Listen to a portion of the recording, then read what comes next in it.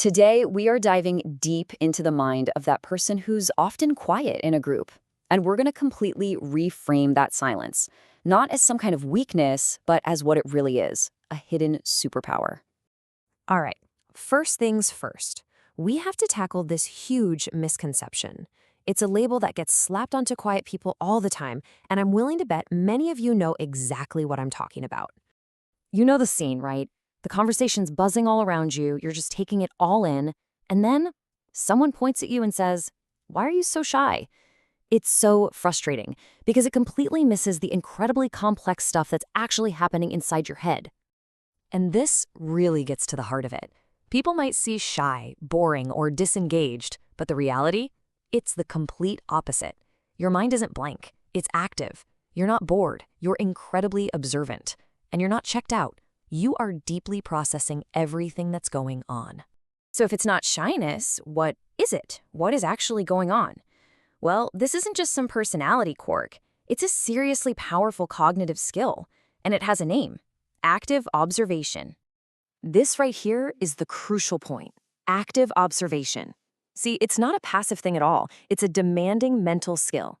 You're busy scanning and analyzing all this data that other people are just too busy talking to even notice, like the tiny shifts in someone's tone, the emotions they're trying to hide, and the actual logic, or lack thereof, in the conversation. And this perfectly explains the why. You're not avoiding conversation just to avoid it. You're filtering out the noise. You're waiting for the right moment, for a topic with real substance, instead of just filling the air with meaningless chatter. It's all about quality over quantity. Okay, now this is where it gets really fascinating, because this whole tendency to observe before you speak has some very, very interesting connections to intelligence. Oh, you have definitely seen this in action. The Dunning-Kruger Effect is basically why the loudest person in the room is often the least informed. It's a cognitive bias where they just can't see their own blind spots, which leads to this misplaced and honestly kind of frustrating level of confidence. This phrase just captures it perfectly, doesn't it? They argue confidently but make zero sense. You see someone speaking with so much certainty, but their points are just illogical or totally baseless.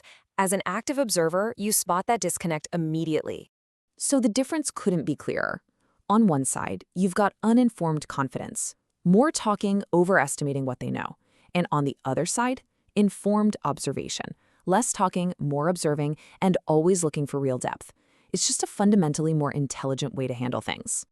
So what is actually happening inside your brain during these moments of quiet observation? Let me tell you, it is far from empty. Think of it like this. While everyone else is in broadcast mode, just talking, talking, talking, your brain is in high-powered receive mode. It's like a supercomputer running all these complex analyses on data streams that other people are completely missing. And yeah, this deep processing is incredibly hard work. You're analyzing the tone of voice for sincerity, you're decoding body language for all the unspoken messages, you're uncovering hidden emotions, searching for logical consistency, and basically mapping out the entire social dynamic of the group in real time. So let's bring this all home. It's time to stop seeing your quiet nature as a flaw. It's not. It's time to start seeing it for what it truly is: a massive strength. This is because your goal isn't to dominate the conversation or prove how smart you are.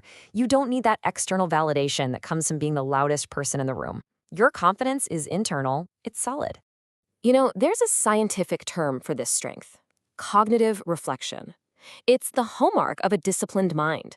That ability to pause, to resist that knee-jerk impulse to react, and to actually think deeper before you speak or act. In a world that rewards snap judgments, that is a rare and incredibly valuable skill. So remember this: you are not shy, you're not boring, you're not disengaged. You are a deep thinker. Own that identity. It reflects a mind that values substance, nuance, and genuine understanding over just making noise. So I'll leave you with a new way to look at these situations. The next time you find yourself being quiet in a group, don't second-guess it. Instead, ask yourself, what am I picking up on that no one else is seeing? What's the real story here?